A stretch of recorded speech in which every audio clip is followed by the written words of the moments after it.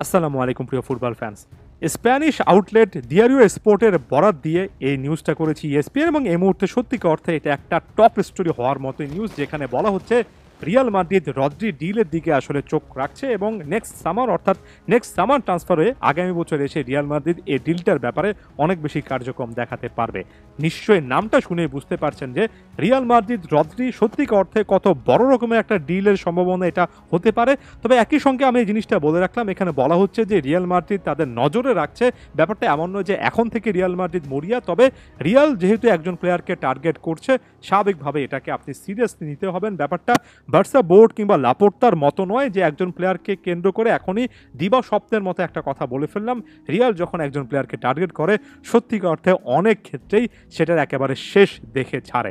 একই সঙ্গে এই রিপোর্টে বলা হয়েছে সামনে বায়ার্ন মিউনিখের দুজন ফুটবলারকে কেন্দ্র করে বড় রকমের একটা প্ল্যান রিয়াল যেটা আগেও করেছিল, যেটার কথা ফুটবল ফ্ল্যাগে একাধিকবার বলেছি, সেই জিনিসটা কন্টিনিউ আছে।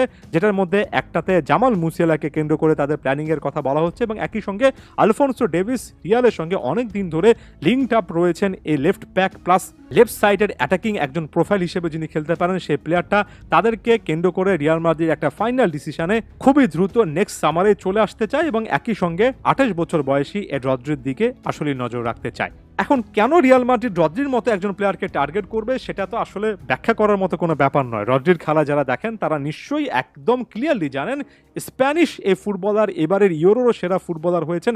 এক কথায় বলা চলে তার নিজস্ব ওই পজিশনটাতে, যেটাতে আসলে ডিফেন্সিভ মিডফিল্ড বলা হয়। তবে আমার কাছে মনে হয় রদ্রি সাম্প্রতিক বছরগুলোতে যে পরিমাণ গোল অ্যাসিস্ট করছেন, এবারেরও তো ব্যালন ডিওরের লিস্টে আছেন একজন ডিফেন্সিভ মিডফিল্ডার হিসেবে। দেখলাম 26-27টা গোল প্লাস অ্যাসিস্ট ওই সময়টাতে করেছেন ব্যালন ডিওরের স্ট্যাটস অনুযায়ী। সত্যিকার অর্থে তাকে তো শুধুমাত্র ডিফেন্সিভ মিডফিল্ডার ওই ক্রাইটেরিয়াতে আমরা সীমাবদ্ধ রাখতে পারি না। এখানে আরও একটা জিনিস বোঝা উচিত, টনি ক্রুস যাওয়ার পরেও অবশ্যই মিডফিল্ডে একটা বড় রকমের শূন্যতা তৈরি হয়েছে, যেটা লুকা মডরিচ এখনও তার অভিজ্ঞতা দিয়ে ঢাকার চেষ্টা করছেন। লুকা মডরিচ চলে যাওয়ার পর শূন্যতাটা আরও বড় হবে। সেখানে ফেদেরিকো ভালভার্দেদের সঙ্গে টনি ক্রুসদের রিপ্লেসমেন্ট হিসেবে যদি রদ্রির মতো একটা প্রোফাইল আসে তাহলে এর চেয়ে বেটার কোনো কিছু হতে পারে না। তাই ওই জায়গা থেকে অবশ্যই রিয়াল মাদ্রিদ একটা প্ল্যান করতেই পারে। এখন কথা হচ্ছে পেপ গার্দিওলা তার সেরা এই অস্ত্রকে কি এত সহজে ছেড়ে দেবেন? এখন পেপের ক্ষেত্রে অবশ্যই পেপ চেষ্টা করবেন 2027 পর্যন্ত যেহেতু চুক্তিটা আছে রদ্রিকে কোনোভাবে না ছাড়ার। সত্যিকার অর্থে খুবই কঠিন একটা ডিল হবে। রদ্রির মার্কেট ভ্যালু একজন ডিফেন্সিভ মিডফিল্ডার হিসেবেও কিছু কিছু জায়গায় তো আমি 120-30 মিলিয়ন ইউরো দেখছি, তাই তাকে ছাড়ার কোনো প্রশ্নই আসে না। তবে পেপের ক্ষেত্রে একটা জিনিস অন্যান্য ক্লাবের হয়তোবা মালিকরা পছন্দ করে থাকতে পারেন, সেটা হচ্ছে পেপ গার্দিওলা কোনো একজন প্লেয়ার যদি আসলে ক্লাব সুইচ করতে চান তাহলে খুব একটা বেশি তাকে কিন্তু বাধা দেন না। আমরা ইকাই গুন্দোয়ান সিচুয়েশনে দেখেছি, গুন্দোয়ান যখন বার্সায় যেতে চেয়েছেন তাকে যেতে দিয়েছেন, আবার যখন একটা সিজন পর বার্সাতে ফিরে আসতে চেয়েছেন তখনও কিন্তু সে ব্যাপারে তিনি উদগ্রীব ছিলেন। পেপ একটা প্লেয়ারের মতামতকে, বিশেষ করে যে প্লেয়াররা তার আন্ডারে অনেক কন্ট্রিবিউট করেছেন, তাদের মতামতকে গুরুত্ব দেওয়ার চেষ্টা সাম্প্রতিক বছরগুলোতে করছেন।